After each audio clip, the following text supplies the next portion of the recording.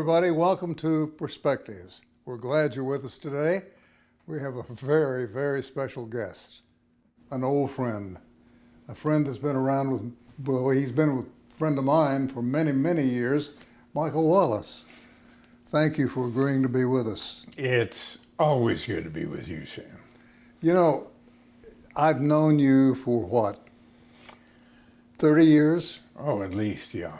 And I have no idea how many books you've written. Well, I've published 20 books.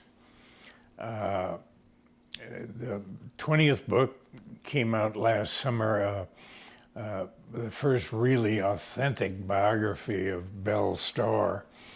So, yeah, 20 books, and there are more to come.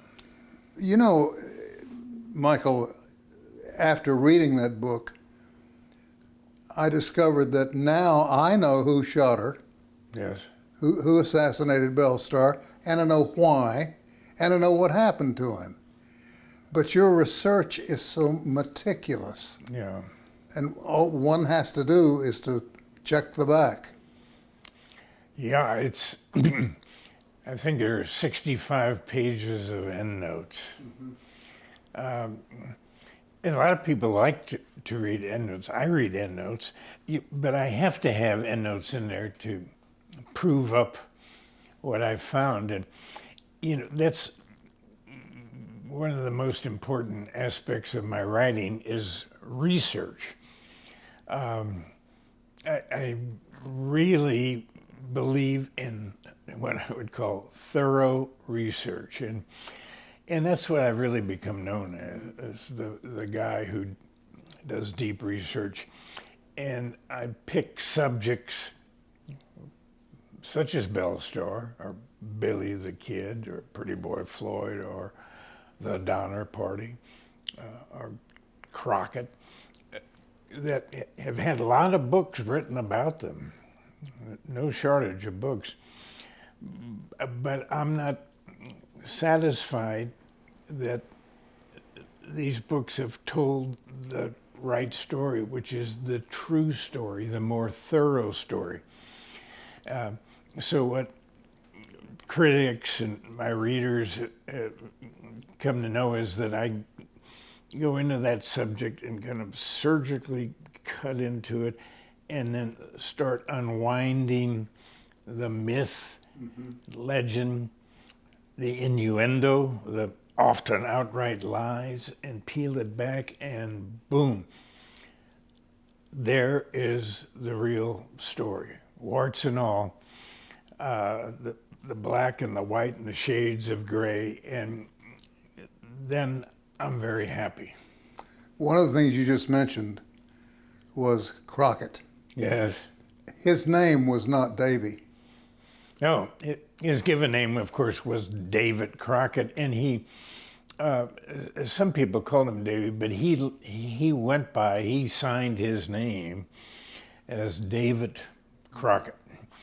Yeah, Crockett was an interesting figure to write about, and that book gave you altogether different perspective of him than, say, Mr. Disney gave us when we're lads in the 50s, and Fez Parker portrayed him. That was the Crockett I grew up with, sitting, cross-legged on our living room floor, looking at an old RCA black and white TV, and here comes Fez Parker jumping out like a runaway truck. So, I had a coonskin cap. Everybody seemed to. Disney damn near put raccoons on the endangered species list. But, and there you go. Crockett very seldom wore an animal hat. He preferred a big, broad brim with Pennsylvania hunter's hat.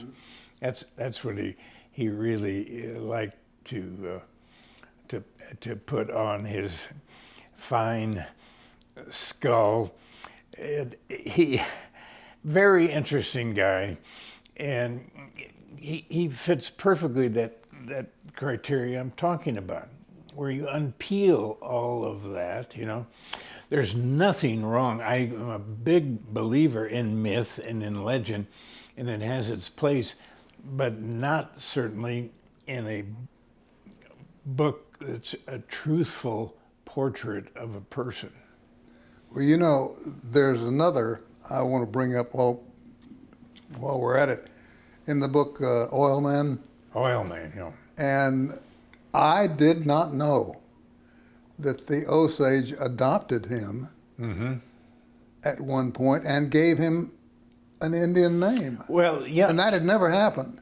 No, Frank Phillips, again, a person that people didn't realize really started out life very humbly. Not dirt poor, certainly came from a good Iowa family, but his main occupation as a young man was a barber, and he was a damn good barber. He barbered around the West. He barbered in camps and mining towns and so forth, and really learned the trade, and came back, and he owned all the barber shops in his little town, and he knew how to market. He made sure his other barbers all wore very nice tunics. They had good bay rum and hot towels, and they gave out sin to their customers, and he had business cards. He was a natural marketer, but he caught a sniff of crude oil and was convinced to come down from Iowa all the way down in the Indian Territory, where he and his brothers eventually, struck it rich. Is there a book that you can safely say gave you more trouble to finish than the others? Yeah, there is. First of all, that's a good point. People always, there are certain things that people always tell me or say to me. First, they tell me, I have a book for you to write, which, is about their grandfather or something. And I simply don't do that kind of thing. The other thing is, well, now you've published 20 books, and boy, it must be easy now. And I say, au contraire. As a matter of fact, it's even more difficult. Nothing's easy about writing, nor should it be. And I always go back to the quote from Red Barber, attributed to him, where they said the same thing to Red. It must be easy now, you've written so much. And he said, oh yeah, it is. I just sit down at my typewriter and open a vein. And that's precisely what I do. I sit down in my studio, just me, the door closed, my derriere on that chair, looking at that screen, and I open a vein. You were kind enough to invite us into your home, and I'm amazed at the artifacts. There's a letter from Joe Biden on the wall. What was that about? Yeah, that letter is right next to a big framed parchment document signed by Joe Biden. That's acknowledging me, a presidential commission, as a commissioner on the Route 66 Commission, the federal commission, and approved by Congress. I was nominated by Nancy Pelosi, and who liked my work, and Biden picked right up on it and gave me the nomination. So I'm one of the commissioners. We have commissioners in all 8 Route 66 states, and I was appointed 4 years ago. And now that commission will sunset at the end of the 2026 centennial year. But Little did I know what I was getting into when I took that commission. I'm very honored because it has kept me so busy. As an old timer used to tell me, I'm about as busy as a pair of jumper cables at a cowboy wedding. I keep going and going because this year is phenomenal, celebrating the 100th anniversary of my road, the Mother Road. Well, speaking of that, when people think of the Mother Road, we almost didn't get it. Mm-hmm. And a fella came along and said, wait a minute, what do you need? Mm-hmm. And he was a county commissioner. He was, yes, you're speaking of the gent that's known far and wide as the father of Route 66. Like me, an adopted Okie, Cyrus Stevens Avery, a big proponent of what we call the Good Roads movement. And he became one of the big road commissioners with others who were fighting to get roads paved. We had this internal combustion engine which came along, and Ford made it easier for the common person, the regular person, to buy not just the play toy of the wealthy through his assembly line. And so those flivvers came off his assembly line, and that meant a farmer or a clerk or a teacher could buy a car.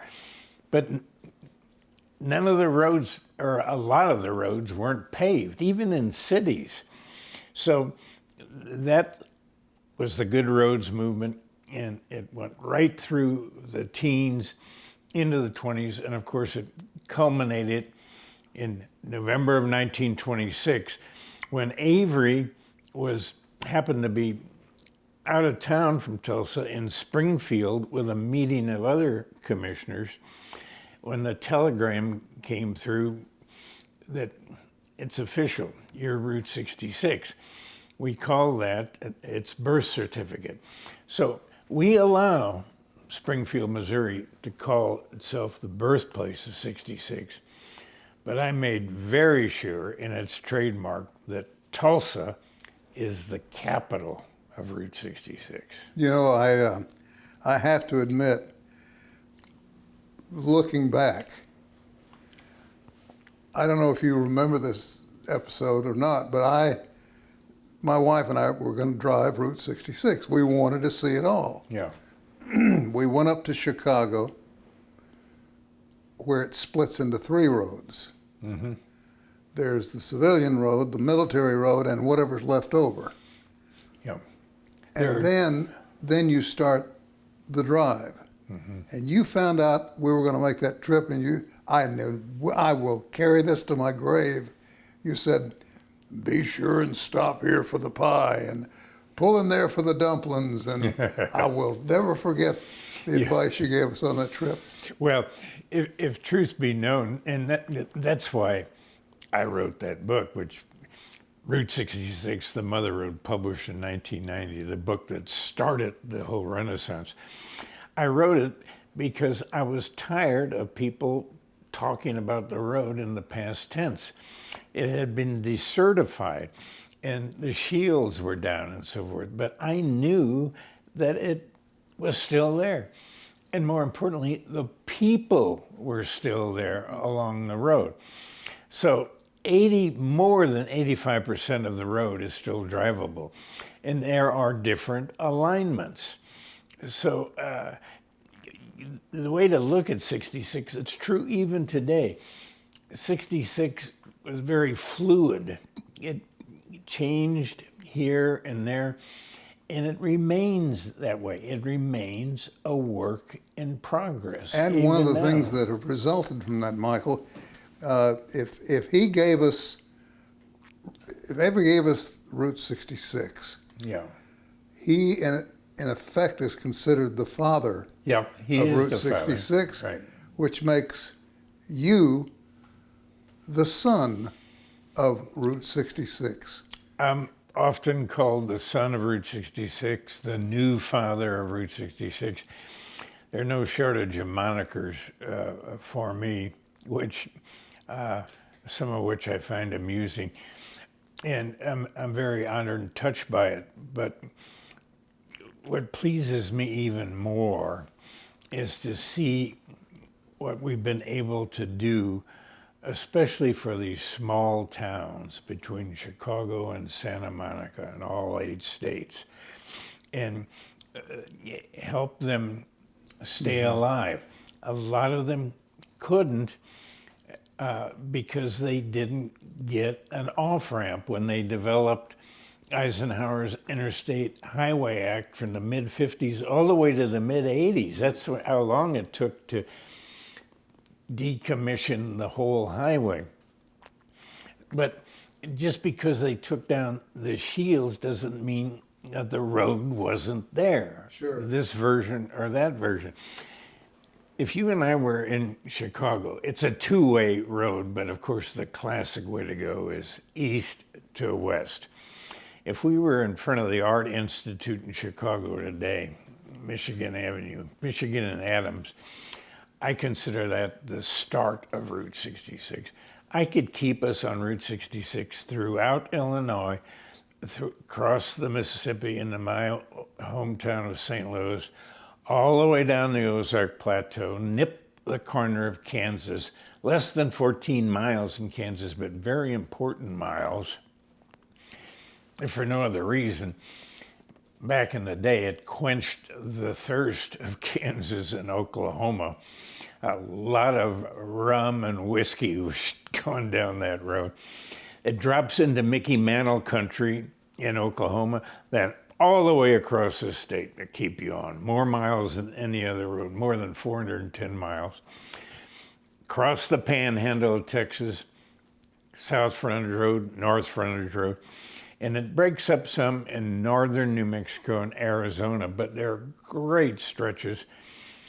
Cross the Colorado River into the Mojave, get up to Barstow, hook a left down to San Bernardino, and you take Foothill Boulevard all the way down to the Pacific Ocean. It's the classic road trip. So I'm looking at you, Sam, but I also see above you, you don't know this, I see Route 66 above you. I see it in my mind's eye very clearly. So what I see is this winding road that comes out of Chicago across 2/3 of the continent through these 8 states. But what I don't see in this map in my mind is I don't see state lines or county borders or city limits. It's seamless. It's all seamless. And I can't help but think of the old philosopher and artist Robert Blake, who said, and it's so true, roads of improvement are straight roads. By these turnpikes and super slabs are straight as an airport runway. But he said, the crooked roads, those that are bent and crooked, are roads of genius. Route 66 is a road of genius. Well said. When Will Rogers was killed, there was talk of renaming it from Route 66 to the Will Rogers Highway. Oh, yeah. Came very close to happening. Well, no. Well, in fact, it really did happen. It wasn't official, but it became known early on, even in his lifetime, as the Will Rogers Highway. He was a big proponent of this road.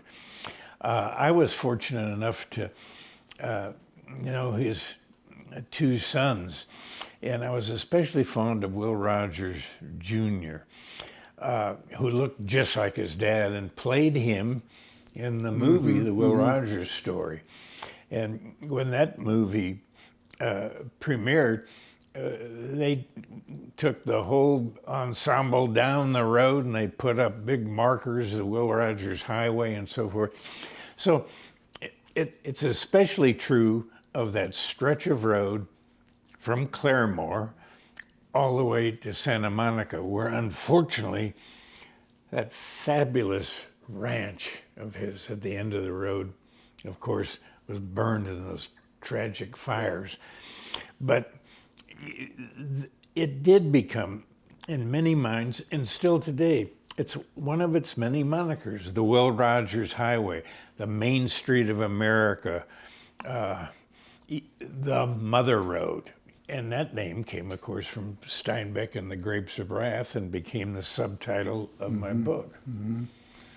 I'm astounded sometimes when I think about something you said earlier about how it's the little roads that wiggle around on the map. Right. Where the stories are. But that's where the people are. That's where the people are. They are. And you can, on this seamless road, what keeps it alive are, of course, all the attractions that either remain or have been resurrected or brand new all the way down the road. And those attractions keep people going, But you can have all the big smiling blue whales and totem poles and everything, but the most important thing on the road, the most important research, are those people who are still growing winter wheat or selling you a room for the night or a blue plate special or a book or a handful of postcards. Where you can still see motor courts. You can still see motor courts because of the different incarnations of the road, from the roaring 20s to the dirty 30s, the war years, the heyday years, then that limbo time, and now the Renaissance, which is going to keep going. This doesn't end with the end of 2026. We're just getting going. It's a road of the future. Michael, we're down to 2 minutes left in the show. And you've been gracious to invite us into your home. I won't forget this. Oh, down the road, I'll invite you into mine. I don't know why, but you've already been there once. Of course. Twice. I don't know. What's next for Michael Wallis? What's the next target? The next target is Michael and Suzanne Wallis. My 21st book, and I'm dying to get to it after we get through all this centennial, is our story. It's memoir.